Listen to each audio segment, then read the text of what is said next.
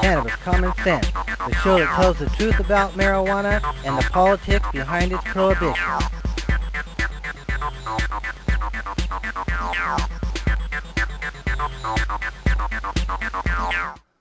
Hello and welcome to another exciting edition of Cannabis Common Sense.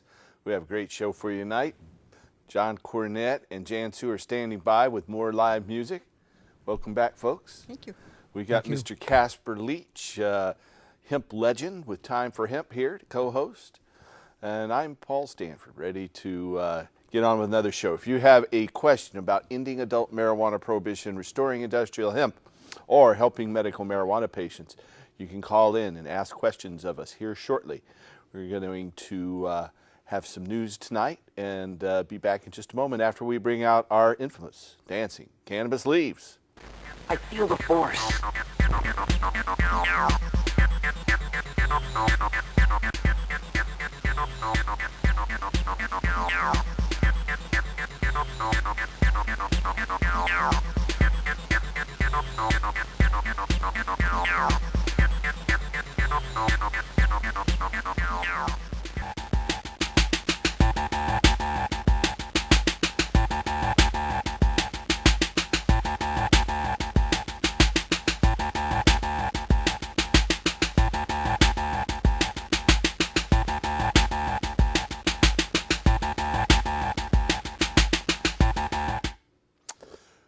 All right, our first story tonight is out of San Francisco, California. Exposure to moderate levels of cannabis smoke, even over the long term, is not associated with adverse effects on pulmonary function or lung capacity, according to clinical trial data published in the Journal of the American Medical Association, or JAMA. Investigators at the University of California in San Francisco analyzed the association between marijuana exposure and pulmonary function, or lung function, over a 20-year period in a cohort of 5,115 men and women in 4 U.S. cities. Predictably, the researchers, quote, confirmed the expected reductions in forced expiratory volume in the first and second expiration, or FEV1, and FVC, forced vital capacity, end quote, in tobacco smokers. By contrast, quote, marijuana use was associated with higher FEV1 and FEC at the low levels of exposure typical for most marijuana users, with up to 7 joints years of lifetime exposure, or 1 joint a day for 7 years, or 1 joint a week for 49 years. We found no evidence that increasing exposure to marijuana adversely affects pulmonary function, end quote. They conclude, quote, our findings suggest that occasional use of marijuana may not be associated with adverse consequences on pulmonary function, end quote. The study's results are consistent with previous findings reporting no significant decrease in pulmonary function associated with moderate cannabis smoke exposure. According to a 2007 literature review conducted by researchers at Yale University School of Medicine and published in the Archives of Internal Medicine, cannabis smoke exposure is not associated with airflow obstruction or emphysema as measured by airway hyperreactivity, forced expiratory volume, or other measures. In 2006, the results of the largest case-controlled study ever to investigate the respiratory effects of marijuana smoking reported that cannabis use was not associated with lung-related cancers, even among subjects who reported smoking more than 22,000 joints over their lifetime. The authors wrote, quote, we hypothesized that there would be a positive association between marijuana use and lung cancer, and that association would be more positive with heavier use. According to Donald Tashkin, the lead researcher at the University of California at Los Angeles. What we found instead was no association at all, and even a suggestion of some protective effect among marijuana smokers who had a lower incidences of cancer compared to non-users. Separate studies of cannabis smoke and pulmonary function have indicated that chronic exposure may be associated with an increased risk of certain respiratory complications, including cough, bronchitis, phlegm. However, the ingestion of cannabis via alternative methods such as edibles, liquid tinctures, or via vaporization, a process whereby the plant's cannabinoids are heated to a point of vaporization but below the point of combustion or smoking, virtually eliminates consumers' exposure to such unwanted risk factors and has been determined to be a safe and effective method of ingestion in clinical trial settings. The full text of this study, Association Between Marijuana Exposure and Pulmonary Function Over 20 Years, appears in the Journal of the American Medical Association, or JAMA. Our next story is from London in the United Kingdom. Cannabis use does not appear to have residual adverse effects on cognition or memory, according to trial data published last week in the American Journal of Epidemiology. Researchers at King's College School of Medicine in London investigated the prospective association between self-reported illicit drug use and cognitive functioning during the mid-adult years. A total of 8,992 participants who were surveyed at 42 years of age in the National Child Development Study were included in the study. The authors analyzed data on 3 cognitive functioning measures: memory index, executive functioning index, and overall cognitive index, where the participants were 50 years of age. A multivariable regression analysis were performed to estimate the association between different illicit drugs use measures at 42 years of age and cognitive functioning at 50 years of age. The investigators reported that those subjects who had used illegal drugs, primarily cannabis, as recently as in their 40s, performed as well or slightly better on the test than did their peers who had never used illicit substances. The scientists concluded, quote, "At the population level, it does not appear that current illicit drug use is associated with impaired cognitive functioning in early middle age. The lack of association between current illegal drug use and cognitive functioning also appears to be congruent with previous evidence showing the absence of a long-term residual effect of illicit drug use on cognition," end quote. The full text of this study, named "Is Illicit Drug Use Harmful to Cognitive Functioning in the Middle Adult Years?" a cohort-based investigation, appears in the American Journal of Epidemiology. Our next story tonight is out of Sacramento, California. Physicians who prescribe opioid drugs to patients with neuropathy or nerve pain ought to consider recommending cannabis as an alternative therapy, according to a peer-reviewed paper published online this week in the Harm Reduction Journal. The study said, quote, "There's sufficient evidence of safety and efficacy for the use of cannabis and cannabinoids in the treatment of nerve pain relative to opioids. In states where medicinal cannabis is legal, physicians who treat neuropathic pain with opioids should evaluate their patients for a trial of cannabis and prescribe it when appropriate prior to using opioids. Prescribing cannabis in place of opioids for neuropathic pain may reduce the morbidity and mortality rates associated with prescription pain medications and may be an effective harm reduction strategy," end quote. The author notes that between the years 1999 and 2006, approximately 65,000 people died from opioid analgesic overdose. By contrast, he writes, no one's ever died from an overdose of cannabis. In clinical trials, inhaled cannabis has been consistently shown to reduce neuropathic pain of diverse causes in subjects unresponsive to standard pain therapies. In November, clinical investigators at the University of California, San Francisco reported that vaporized cannabis augments the analgesic effects of opiates in subjects prescribed morphine or oxycodone. The authors of the study surmised that cannabis-specific interventions may allow for opioid treatment at lower doses with fewer patient side effects. Neuropathy affects between 5% and 10% of the United States population. The condition is often unresponsive to conventional analgesic medications such as opiates and non-steroidal anti-inflammatory drugs. The full text of this paper, Prescribing Cannabis for Harm Reduction, is available online at harmreductionjournal.com. That's harmreductionjournal.com. Our next story is out of Sacramento again, California. California's Attorney General, Kamala Harris, is requesting lawmakers to clarify the state's guidelines regarding the production and distribution of marijuana for medical purposes. In a December 21, 2011 letter from California's Attorney General Harris to California Assembly Speaker John Perez and Senate President Darrell Steinberg, the Attorney General states, quote, "State law needs to be reformed, simplified, and improved to better explain to patients and law enforcement alike how and when and where individuals may cultivate and obtain physician-recommended marijuana. Specifically, Harris is asking lawmakers to articulate the scope of patient rights to cultivate cannabis in a collective manner. Harris requests further that legislators provide regulations regarding the operation of cannabis dispensaries, stating, quote, "Here the legislature could weigh in with rules about hours, locations, audits, security, employee background checks, zoning, compensation, and what it means for a collective or cooperative to operate as a nonprofit." The Attorney General also requests that lawmakers address issues regarding the production and distribution of cannabis-infused food products, which she states are not specifically regulated under existing state law.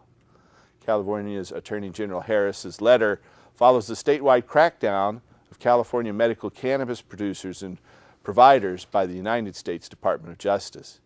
Neither the language of California's Proposition 215, enacted by voters in 1996, nor the Medical Marijuana Program Act enacted by the legislature in 2003 explicitly addresses the act of cannabis distribution by third-party dispensaries.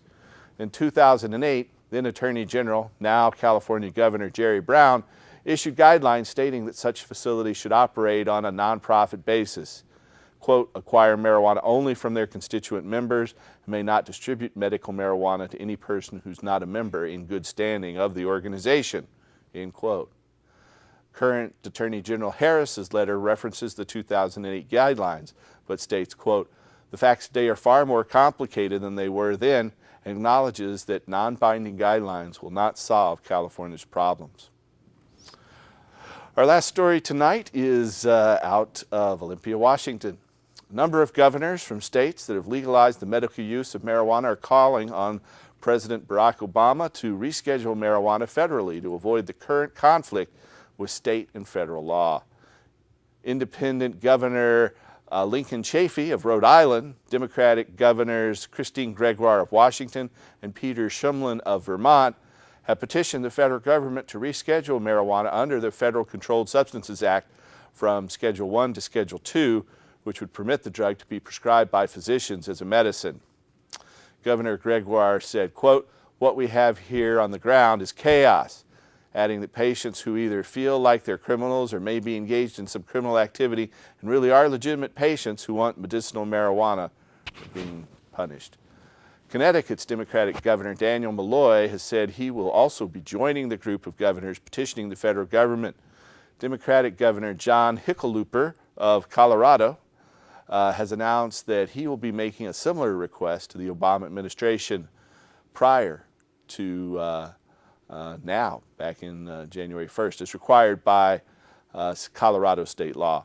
Rescheduling of marijuana to a lower schedule under federal law would not authorize medical marijuana dispensaries such as those that exist under state law in California, Colorado, New Mexico, and Maine, and that have been authorized in a handful of additional states, but would begin the process of making marijuana available from licensed pharmacists. Well, that is the end of our Hemp News segment tonight. And now I'd like to introduce John Cornett and Jan Sue. How are you folks tonight? Hey, we're doing great. Very good, Paul. Thank you very much. Happy Good. Friday the 13th. Yeah, it's Friday the 13th. My lucky day. All right. You know, I'm one of those people that if it had not been for medical marijuana, I would more than likely be dead.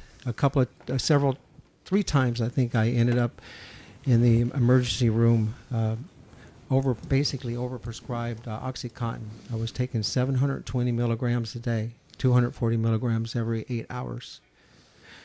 And anyway, Well, I'm glad you got off that. Marijuana has saved my life. It has basically saved my life.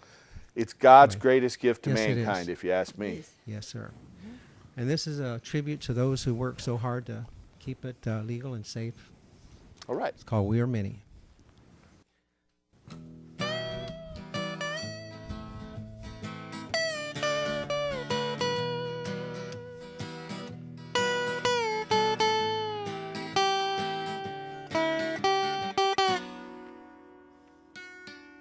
We are many, we are strong. So many cannot be so wrong. Doesn't anybody really know why we give in to so many lies?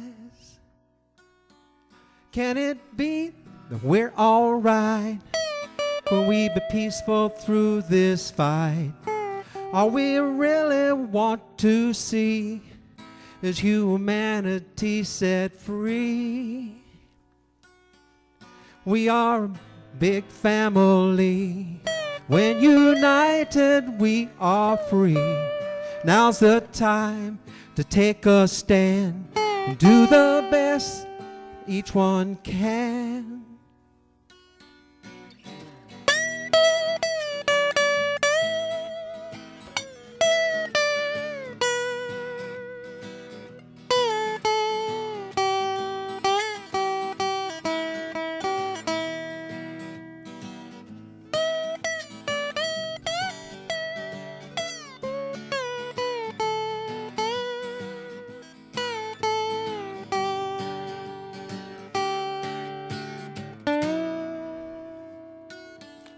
Once awakened, we will see the potential of infinity. Abundance will be the norm when we finally make it through this storm. Can it be that we're alright through the fight? All we really want to see is humanity set free. We're one big family. Once reunited, we are free. Now's the time to take a stand and do the best that each one can. We are one big family. Once united, we are free. Now's the time to take a stand and do the best that each one can. Thank you. Thank you. Thank you. John Cornett and Jan Sue. That's a great song. Thank you very much, sir. I really like that. That's what we're all about here. If you have a welcome, Casper. Let me say that first. Hey. Thank you very much. If you have a question or comment for us tonight, you can call us that number there on your screen. It's 503-288-4448. We'll be taking your calls right up to the top of the hour. And I think we have a caller standing by to start the show off. Let's go ahead and see it. Welcome to the show, caller. Hello, caller. Hello? Hello. Hi, Paul, and all the rest of you out there helping us Thank you. advocate for this wonderful medication. My name's Steve. I've talked to you before, Paul. Hi, Steve. Wondered if I could ask you a few questions about some things. Go right ahead. I'll try to answer. Maybe Casper. Some of it we've already talked about, which was it a harm reduction journal? Yeah, there was that one story from the Harm Who are Reduction they? Journal. I mean, who are they affiliated with?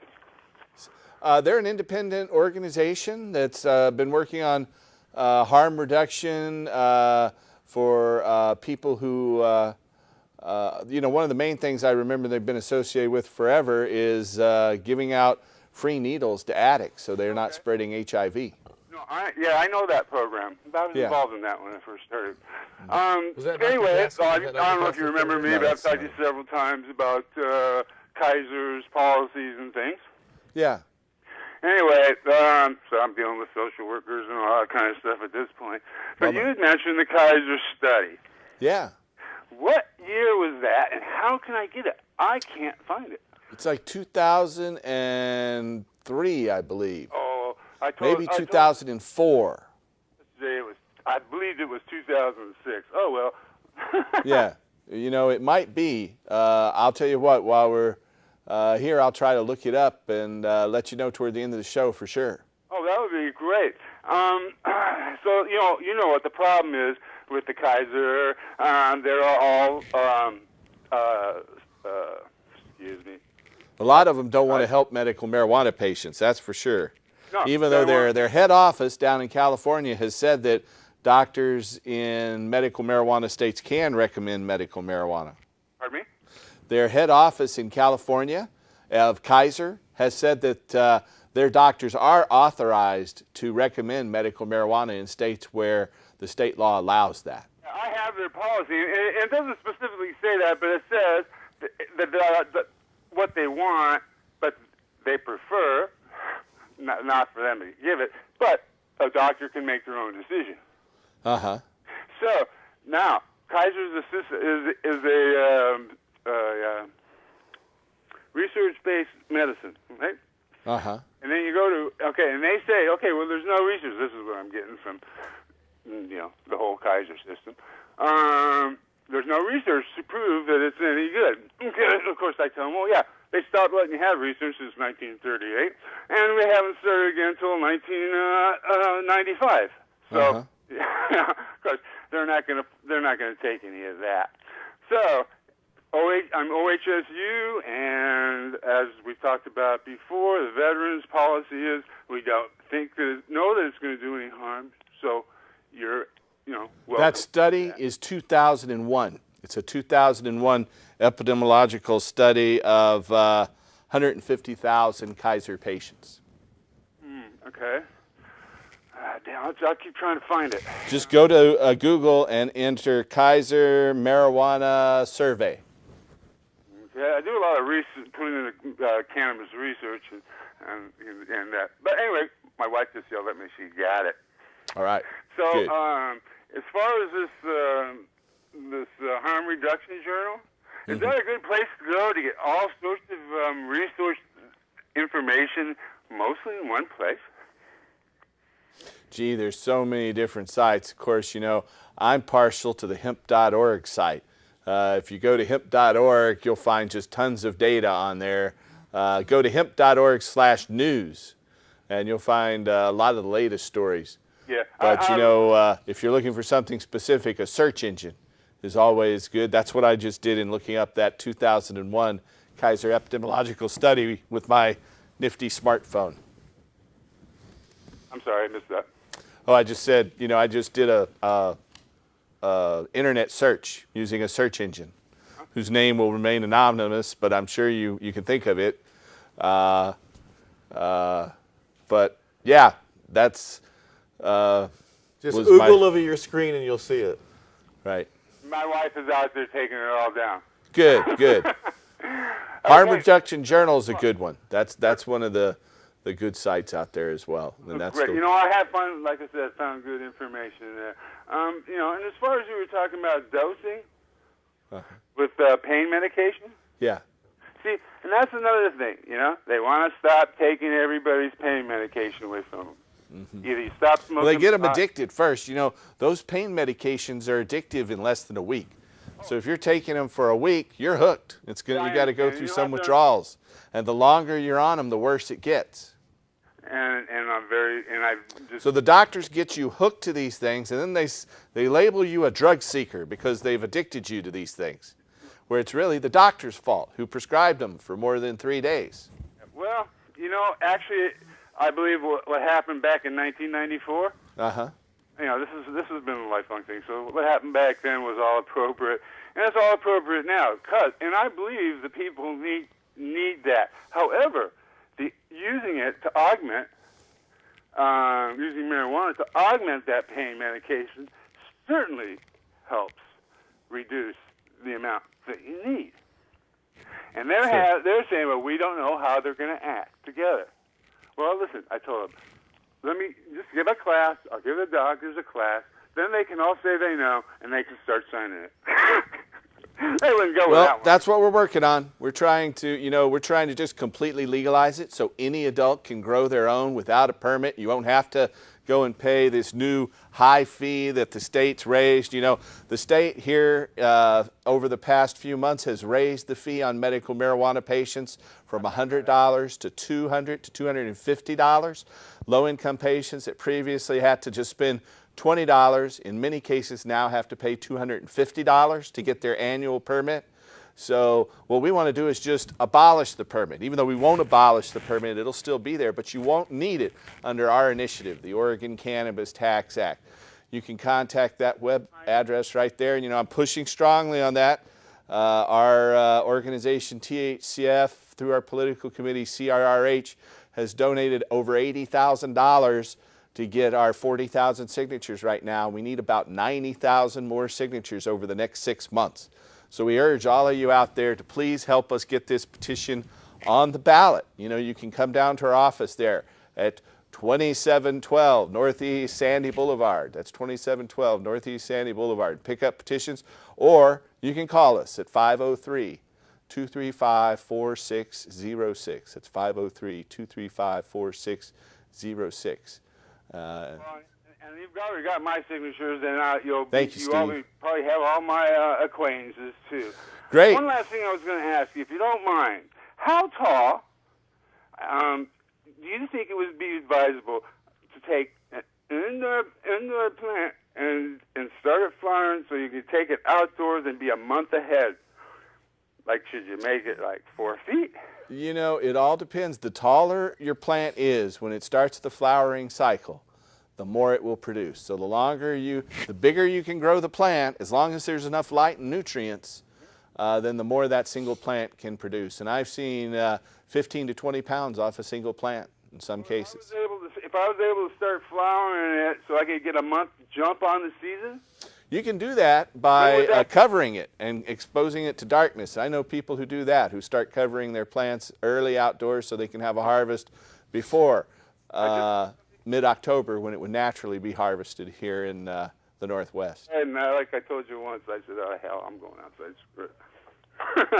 Hey, Paul, it's great talking to you guys, and thanks a lot for all your hard work. Thank you. I'll talk to you Thanks again for calling. sometime, okay? All right. Thanks a lot, Paul. If you have a question for us out there tonight, you can call us at 503-288-4448. That's 503-288-4448. And we'll be taking your calls right up the top of the hour.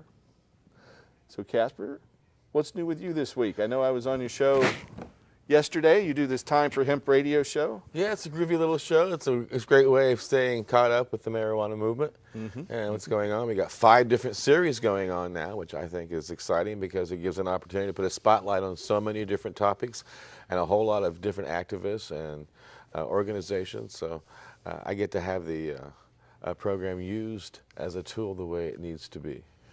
Great. You know, we have a film clip we're going to roll. That news segment went on and on there. It was a pretty long newscast tonight. But I had skipped it for a few weeks, so we had an extra. There were other stories. We'll cover those in weeks to come. But let's roll this news clip, and we'll be back in just a moment. Obesity, particularly abdominal obesity and the associated cardiometabolic complications, are critical areas of investigation. The endocannabinoid system helps to regulate the central control of energy balance and peripheral metabolic processes, both of which may contribute to cardiometabolic risk factors.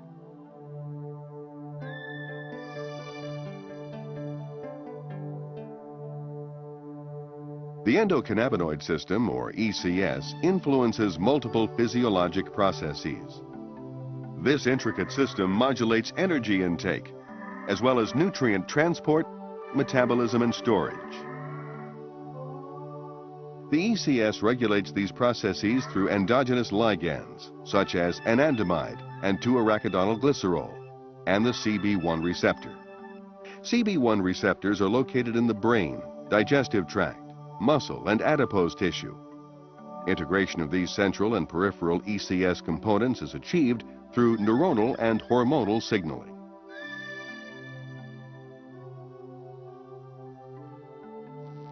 Within the brain, CB1 receptors are among the most abundant G-protein coupled receptors. However, in contrast to classical signaling, where information travels from pre- to post-synaptic neurons, the ECS uses retrograde signaling. The information travels from post to presynaptic neuron. Let's take a closer look at this mechanism using a glutamatergic neuron model. When an action potential reaches the axon terminal, membrane depolarization triggers the release of glutamate. Glutamate binds to postsynaptic glutamate receptors, inducing calcium channels to open. During periods of intense neural activity, calcium accumulates in the postsynaptic neuron. This calcium buildup causes the synthesis and release of endocannabinoids from membrane lipids. Diffusing across the synaptic cleft, the endocannabinoids bind to the CB1 receptor, activating the G proteins. Activation influences ion flow. The result, suppression of presynaptic neurotransmitter release. Endocannabinoids are subsequently taken back into the cell and enzymatically degraded. In addition to acting as neural messengers, endocannabinoids mediate paracrine and autocrine signaling in adipocytes, hepatocytes, and other cells.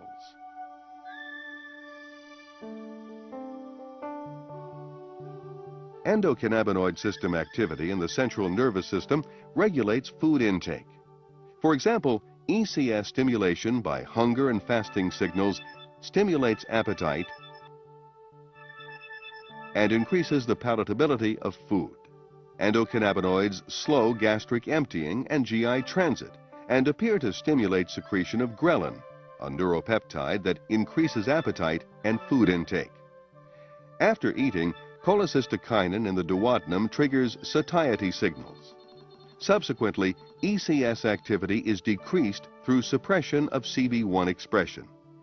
An increase in the adiposity hormone leptin decreases endocannabinoid levels in the hypothalamus and decreases food intake.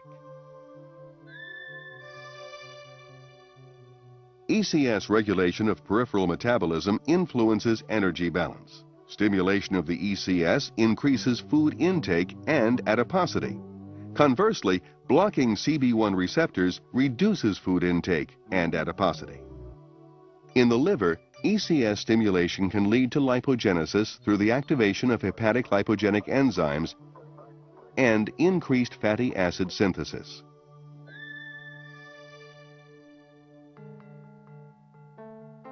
Chronic stimulation of the ECS is associated with dyslipidemia. Activation of CB1 receptors increases expression of SREBP1C, a lipogenic transcription factor, and increases fatty acid synthesis.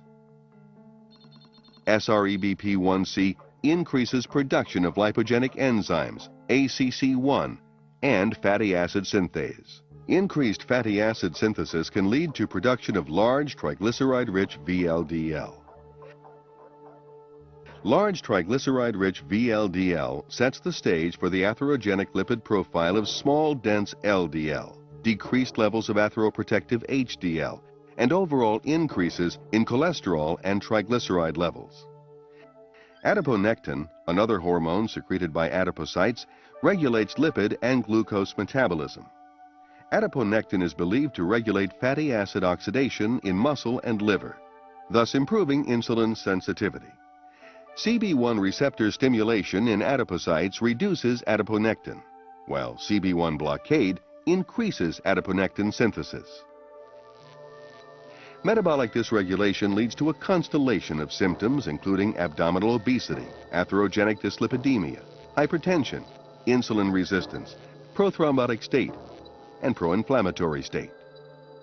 As basic and clinical research progresses, we will continue to increase our understanding of the central and peripheral endocannabinoid system and its role in the regulation of metabolic function.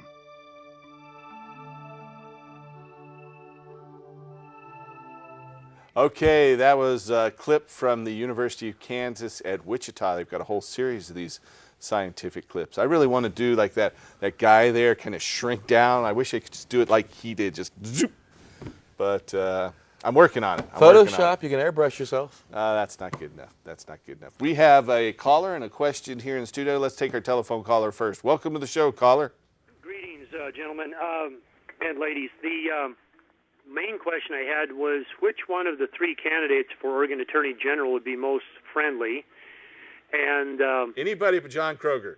Yeah. But, Nothing personal, John, but it's the truth. It's personal, John. You made it personal. That's attorney here, a federal attorney or whatever it is, circuit court or whatever it is. I don't know. I haven't investigated the other candidates enough yet. I think Kroger's probably a shoo-in, even though I obviously have had some differences with him and his priorities, but maybe you haven't heard Kroger's not running again. He has health problems. Oh, really? No, I didn't know that. Oh, yeah, glad to hear that. Out in the news that he's not running again. No, he's not running again at all, and there's three people that are actually vying for his office. I'm going to have to investigate that. I just got back from Lexington, Kentucky this morning, so I've been out of town this week. I went there for this funeral of my friend and mentor Gatewood Galbraith back in Lexington last night. Week, and that was a sad thing to hear. Hey, one thing real quickly that's also a sad thing to hear is the amount of health problems in this country caused by the pro-inflammatory foods. This little film strip you ran there was kind of touched on a little bit, and that brought up another thought in my brain here, was that if we could eliminate all the foods that are causing disease, that are the foods that have gluten in them, wheat, barley, rye, and oats. And if you don't believe me, listen to a back episode of the KBOO Food Show. Dr. Cohen was on there. This is about 6 years ago, but I'm sure you can probably get it out of their podcast on kboo.org. I'm very aware .fm. of that. And anyway, Dr. Cohen was saying anything with gluten in it, wheat, barley, rye, or oats, destroy the villi in our small intestine. And then corn and soy are just a nutritional disaster. If we could replace all of those with industrial hemp, with your regular, hemp that produces food, fuel, fiber, and everything else, we could completely turn around the healthcare crisis in this country. And that's not an exaggeration at all. If you don't believe me, and if you want to get more information on this, and I have no financial connection to these people, go to the website for Life Extension Magazine, which I believe it's life-ext.org. Look up their October and November of 2005 issue. The October issue is about the real cause of atherosclerosis, which kind of slides right into this subject here of the relationship between obesity and inflammation.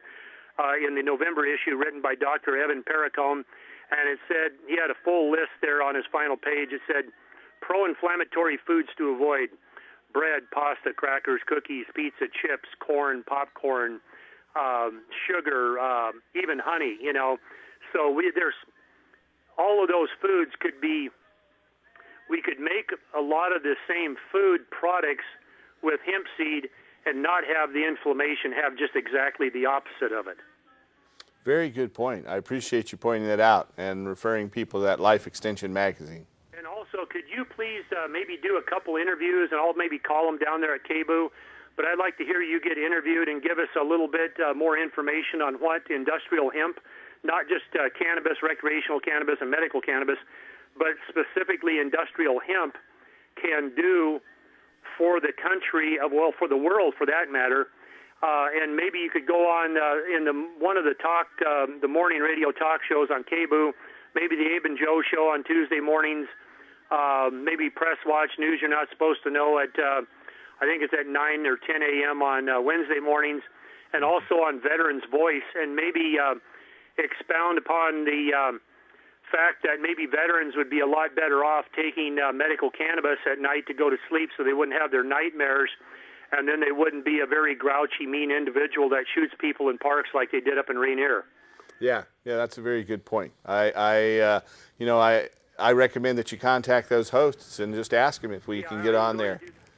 It's kind of difficult for me to contact them directly and say, gee, I'd be a great guest on your show, but I'm happy to go on when they ask me. Yeah, and I'll start requesting that. I just came to mind yesterday that I should maybe be doing that because, by the way, how many signatures do you have and how many more do we actually need? We have 40,000 signatures on our petition to end adult marijuana prohibition and restore industrial hemp. We need 87,000 good signatures, so we need at least 90,000 more signatures right now, and we have just under 26 weeks to do it. So we need to be averaging about 3,000 signatures a week, so we need to pick it up and get this thing going. So we've been averaging a little less than that up to this point then. Yeah, we have been. We had a good average going. I was paying petitioners, and we did a fundraiser that did just the opposite of raising funds last 4th of July. We did a concert series where we lost an incredible amount of money, but we're bouncing back from that right now. That's good to hear then.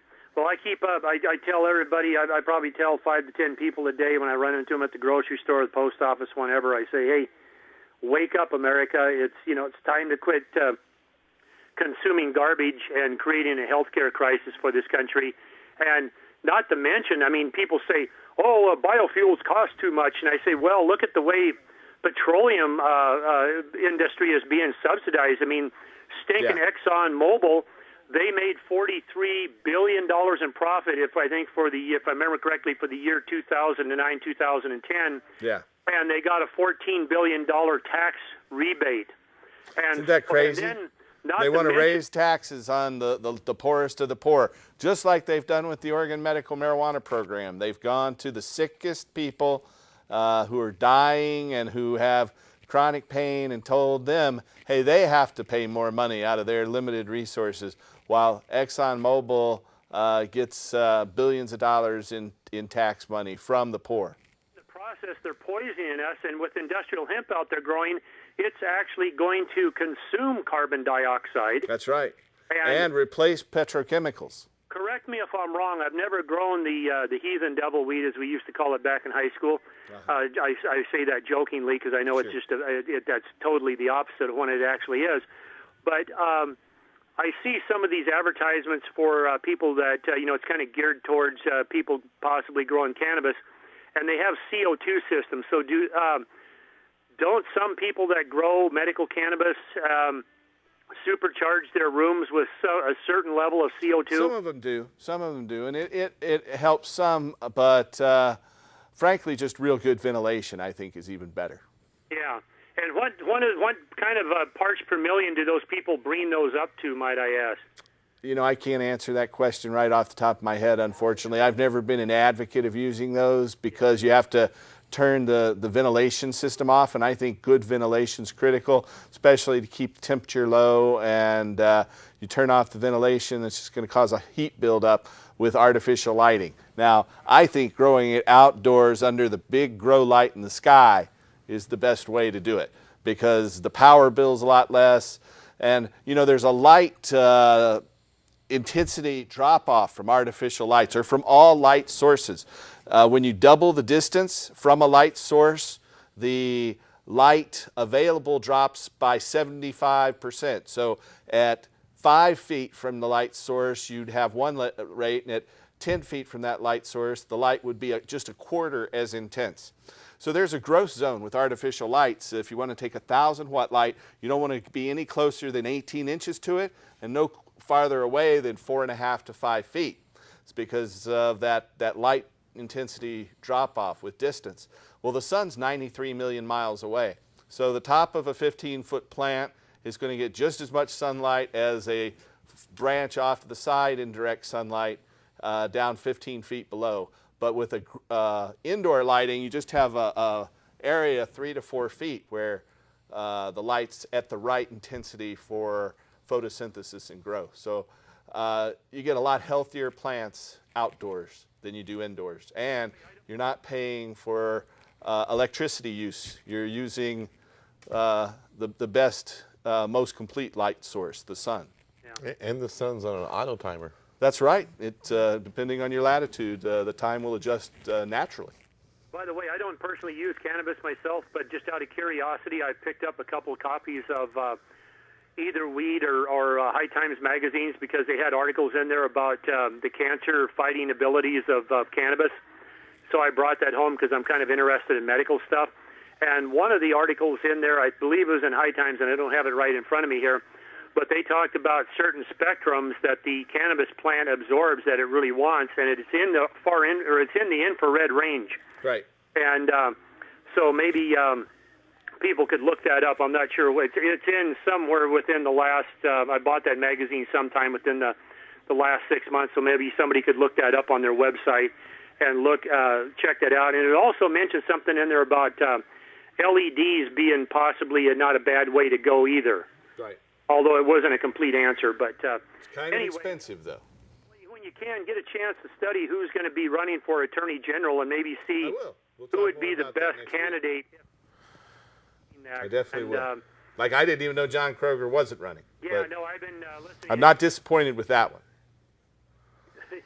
You say you're disappointed with it? You're not no, disappointed. I'm not disappointed. I'm glad John Kroger's not running. Oh, yeah. And I kind of just wondering if it had something to do with the Green Goddess, if maybe she struck out upon him for doing dirty, dastardly deeds of being doing dirty backdoor deals I think they tried to. his karma ran over his dogma. Because I thought the guy was a legitimate guy, but he sounds like maybe he's just a backstabber. So. Well, you said his health is bothering him. Maybe he'll end up needing medical marijuana. We can help him with some healthy alternatives with hemp protein foods and hemp medicines. So come on down to Paul's office, and Paul will have a nice little chat with you, I'm sure, and we can get you, Mr. John Attorney Kroger. General. Yeah, and we'll get you on your little medical Out marijuana of card. Kroger groceries. All right, thank you for your call. Hey, we have a patient, a medical marijuana patient and cancer survivor here in the studio who wants to talk about how medical cannabis helped him. Go right ahead, Andrew. Well, hey, everybody out there. I just kind of wanted to address the people that are possibly curious about using cannabis on interactions with any illness, but cancer specifically. I was diagnosed with cancer, lymphoma, about 4 years ago, and it metastasized into stage 4 mantle cell lymphoma, which is bone cancer. At this point, the doctors pretty much gave me a prognosis of you're going to die. And there wasn't anybody that really said I was going to live. OHSU gave me a 50% chance with a clinical trial. And so, you know, I started doing some research, and I've been using cannabis for back pain for a long period of time. And, you know, the more I researched, the more I found out that, you know, cannabis might be able to save my life. And so, you know, I started using it orally and vaporizing it. And, you know, through the consumption that way, I was able to mitigate the symptoms of the cancer to some degree. Unfortunately, I wasn't able to use it enough, and I worked quite a bit that it made me very sick, so I ended up having to go to a cancer center to get some treatment. But correspondingly, with the use of the cannabis and a little bit of low-dose chemotherapy, I'm actually cancer-free today, and here to be able to tell you that, which I'm very pleased about. And so if you have any doubts that cancer might work for you, I guess what I could say to you is at least try it. You know, I mean, if you have any skepticism about it, you know, research it. There's a lot of information online about it. There's a lot of good information. And I believe that cancer can heal the world. It's the most versatile plant in the world. And I think that it's, you know, certainly something that everybody that is sick should try. All right. Well, thanks for that testimonial. You know, if you have one of these conditions down here, chronic pain, cancer, glaucoma, AIDS, neurodegenerative diseases like multiple sclerosis, gastrointestinal ailments like GERD and IBS, cannabis could help. And we have doctors all over the country who are ready to help you. If you're looking for a doctor to help you with medical marijuana and you don't want it to be in your permanent medical record, or your doctor is against it for some reason, then our doctors can help. Just give us a call at that number on your screen. If you're anywhere in the United States, you can call us at 800-723-0188. That's 1-800-723-0188. If you're here in the Portland area, in Portland, Oregon, you can call us at 503-235-4606. It's 503-235-4606. You can also get involved in our initiative campaign to end adult marijuana prohibition by calling that same number, 503-235-4606. We have another caller. Welcome to the show, caller. Thanks. Welcome. Howdy. Yeah, I wanted to first of all say thanks a lot for you guys, you know, getting on the air and standing up for your rights, being activists for a heck of a product. Thank you. The reason why I'm calling in is tonight's show's 618, I think. Yeah. The reason why I'm calling in actually is I just wanted to say my wife's a nurse, and we have a lot of subjects, or a lot of talks about this particular subject, and we went round and round, and basically the nurses up there, up on the hill, a lot of them, the majority of them, are extremely uneducated about the whole subject. Yeah, and in their mind, they don't teach much about cannabis or pharmacology in general to nurses or doctors. And that was what we were having a big discussion about. I said, you know, first of all, I said if you had an individual that comes in under the influence of anything, it doesn't matter if it was cannabis or anything, I said, would you guys even know really how to work with it, to deal with it, other than just strap them down or put them in a psych ward? And she said, well, we do. We evaluate them, but she said it is hard to tell. And then the other part that we got talking about is she said she gets a lot of patients that are alcoholics or they have had alcohol issues, and they will accommodate them. If they're having withdrawals or they're having DTs or whatever, they will actually give them a beer or alcohol to. I know a fellow who had triple bypass who was an alcoholic, and they gave him a beer an hour while he was in the hospital, so he wouldn't start withdrawing there. And then I asked her, I said, so do you get marijuana users in there? She said, constantly. And I said, so how do you accommodate them? And she said, we don't.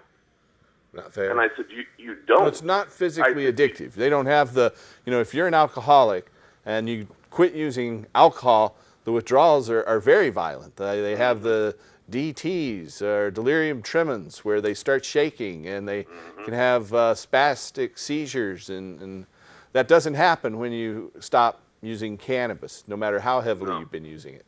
No, and that's what we were talking about, because her and I have been together for a long time, and when she met me, I had a little bit of bipolar issues and some aggression issues, and she watched me. My family were all alcohol users, and I made the switch just as we met each other and switched to marijuana, and I have not had a problem, and we've been together forever, forever and ever and ever. Congratulations. And she has seen it. She has witnessed it firsthand and said, holy moly, that's amazing. Well, I have this collection. I don't have any of them here tonight, of medical marijuana containers. Many of them from Eli Lilly, Johnson & Johnson, Park Davis, Merck, and many other currently existing pharmaceutical companies, and a lot of them that are long gone.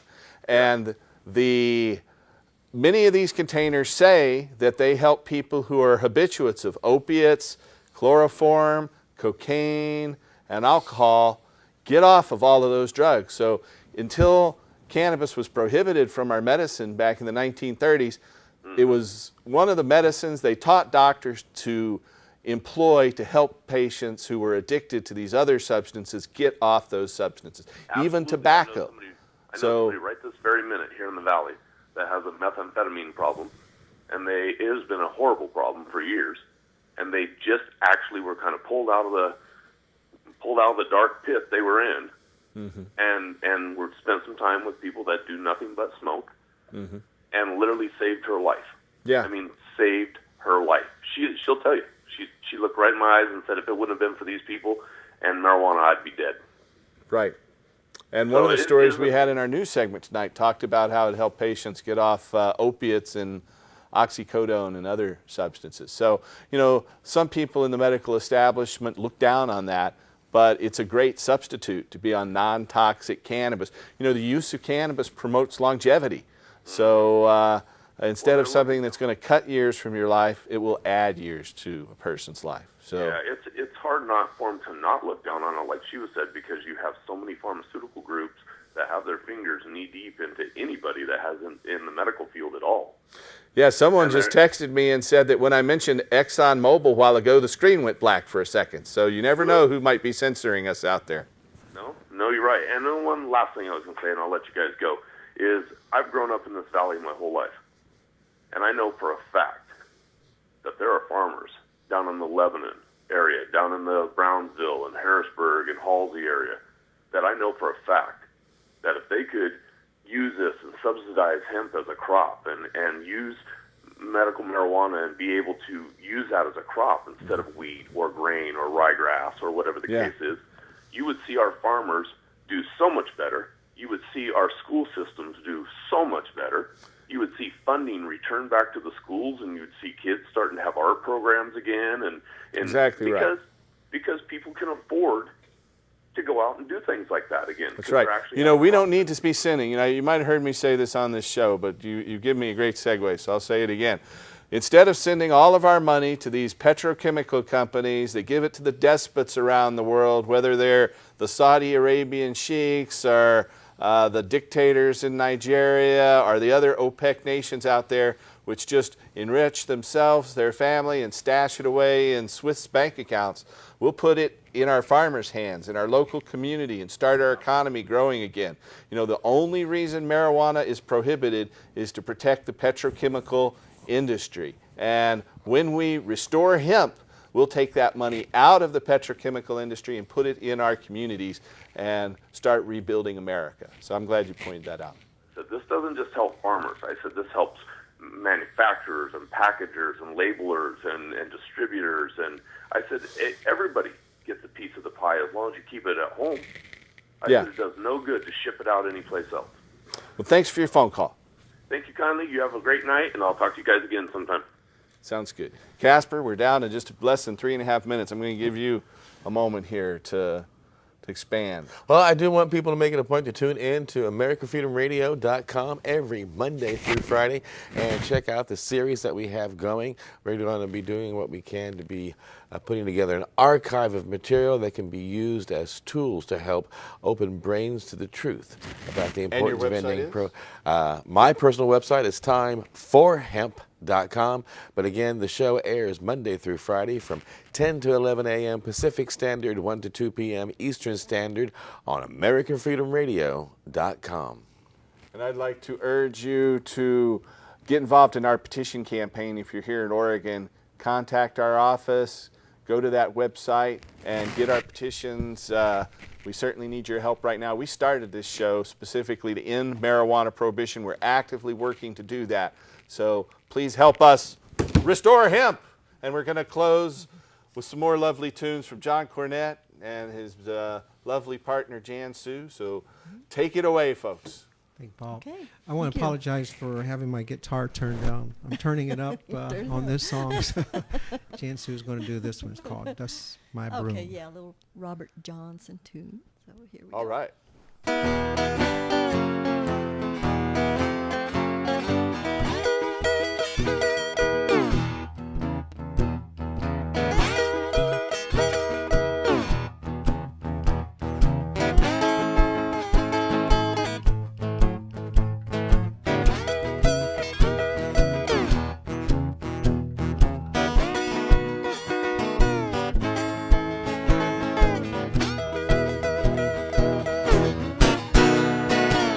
Woke up this morning, believe I want to dust my room. Woke up this morning, believe I'm gonna dust my room. Lost best come loving, now my friends can have my room. I'm gonna write a letter, telephone every town I know. Gonna write a letter, telephone every town I know. If he ain't in Portland, he's in Forest Grove, I know.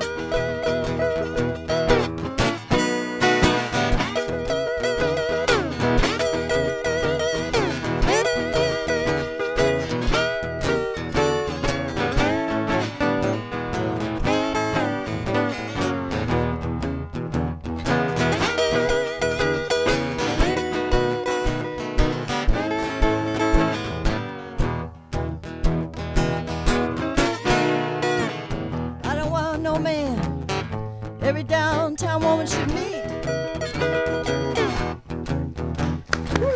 I don't want no man. Every downtown woman should meet.